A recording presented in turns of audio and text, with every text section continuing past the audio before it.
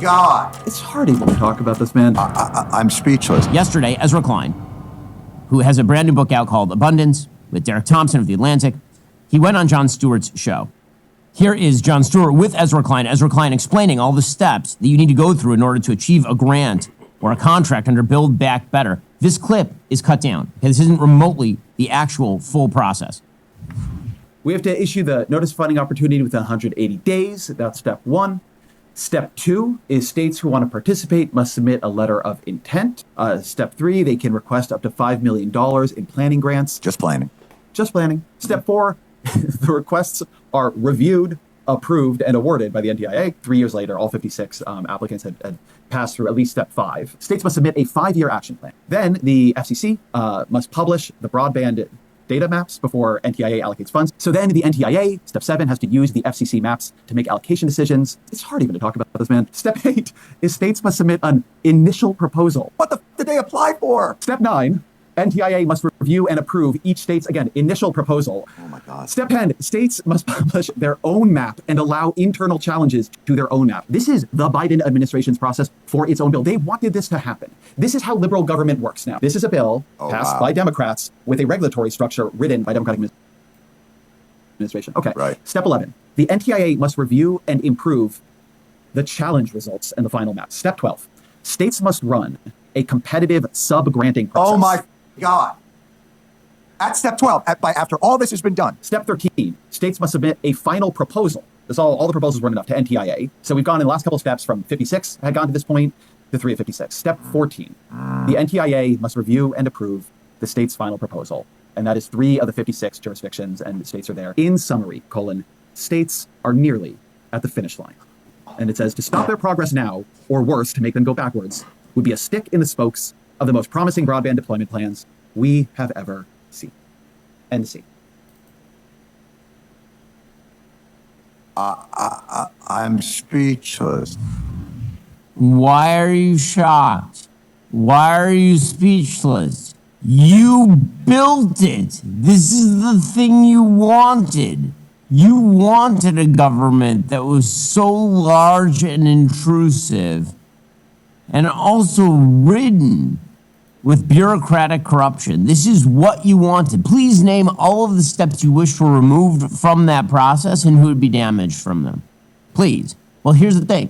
That's exactly what Elon's team is trying to do. They're trying to go through these regulatory structures, through these spending. So, naturally, the master propagandist Ben Shapiro is going to pop in and explain to us how this guy is right.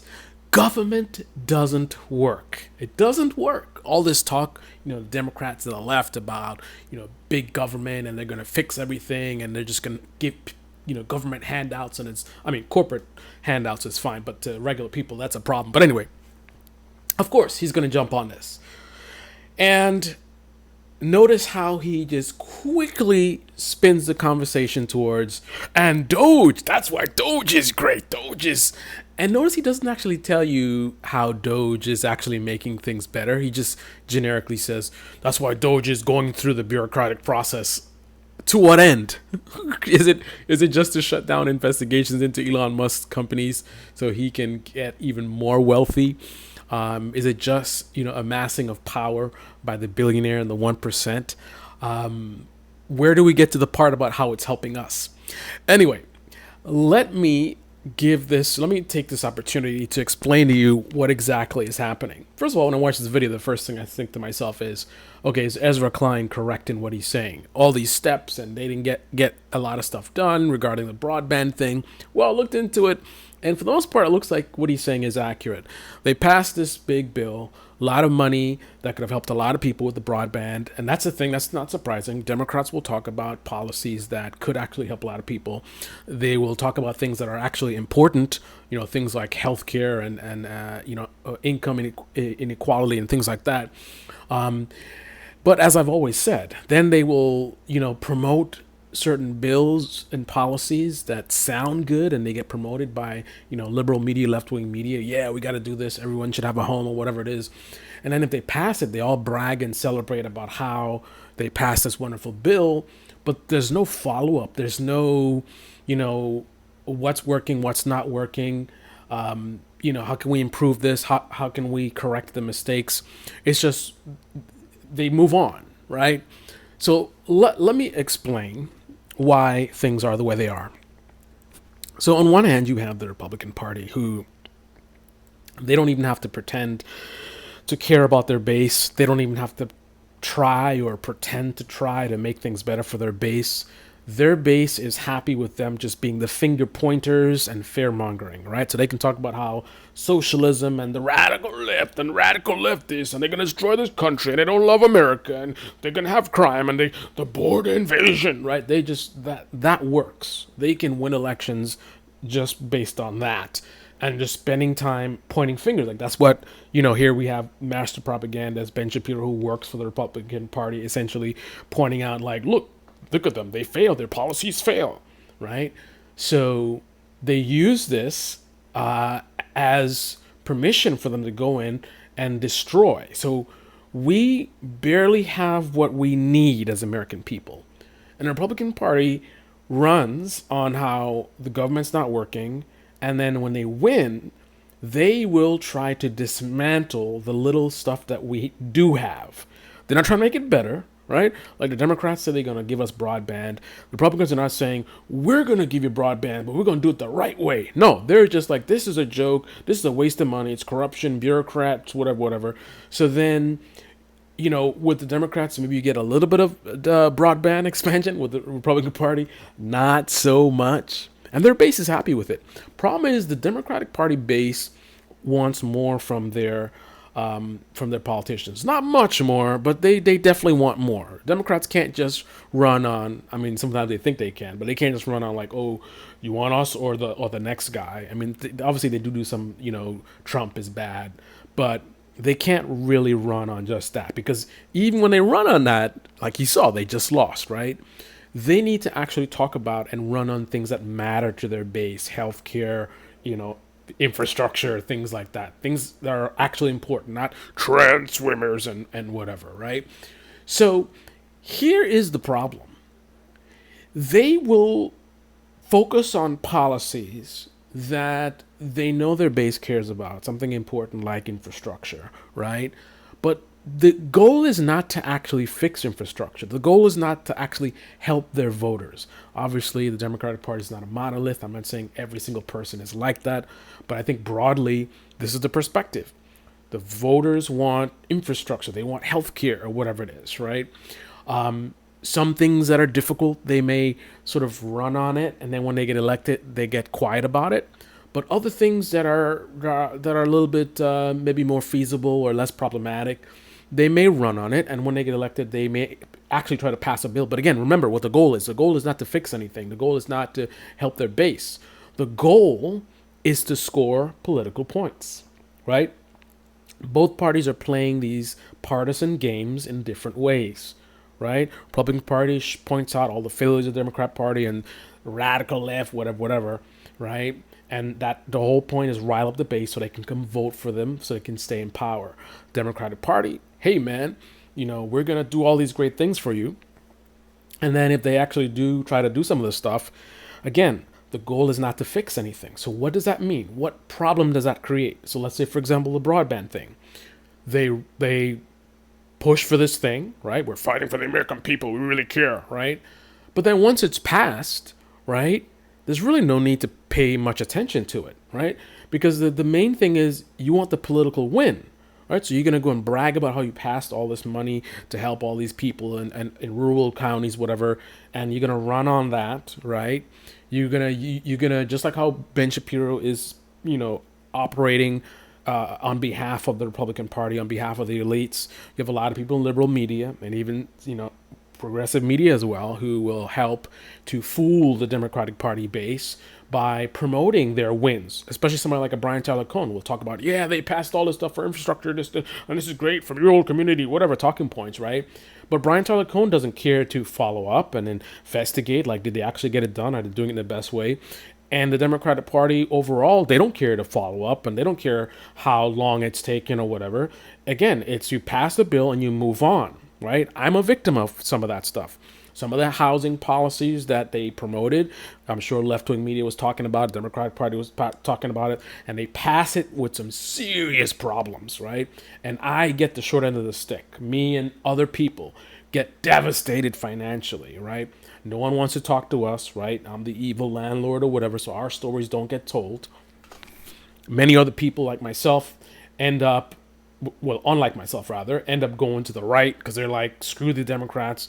You know, they've ruined my life and they don't care about me. They're just playing little partisan games or whatever.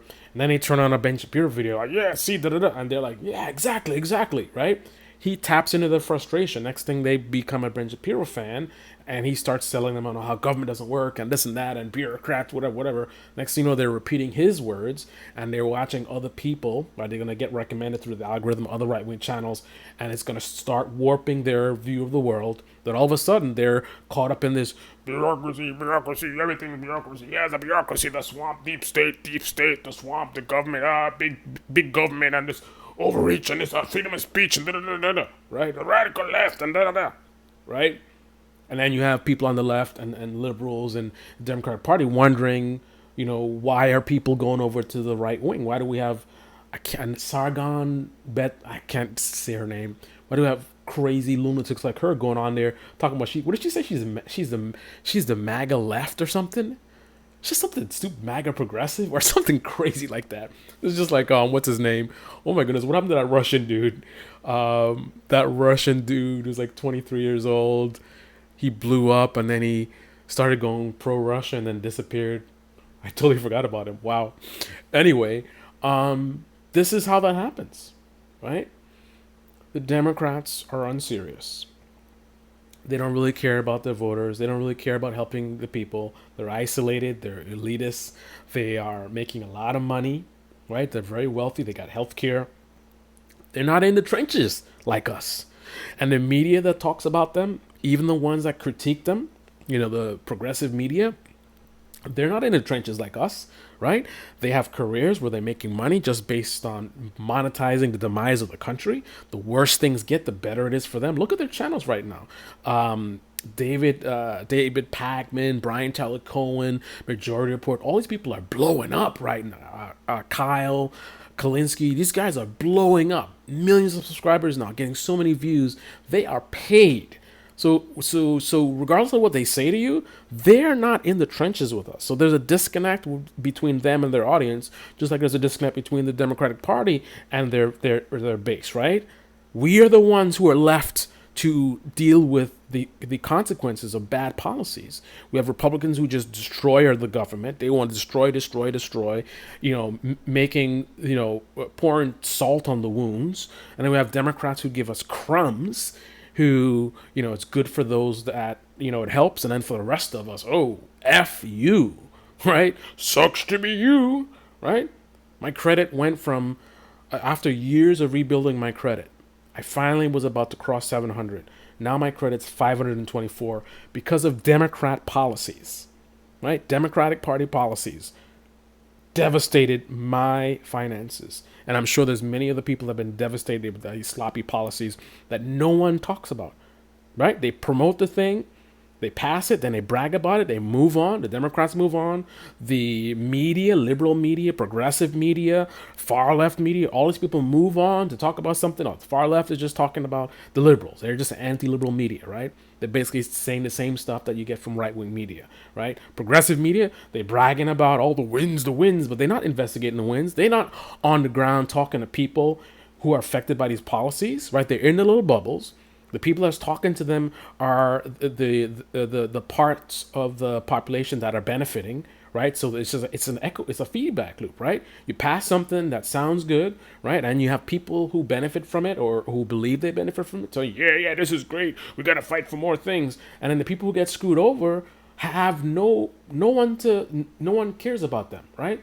So some of them, they go to the right, and then the right, obviously, and that works so well because the right will take anybody. You go over there saying the Democrats suck, left sucks. Oh, come on over here, man. Yeah, we'll listen to you. And then they talk about how, oh, on the right, they're so nice to me. Unlike the left, who is judgmental and whatever. And I go over there.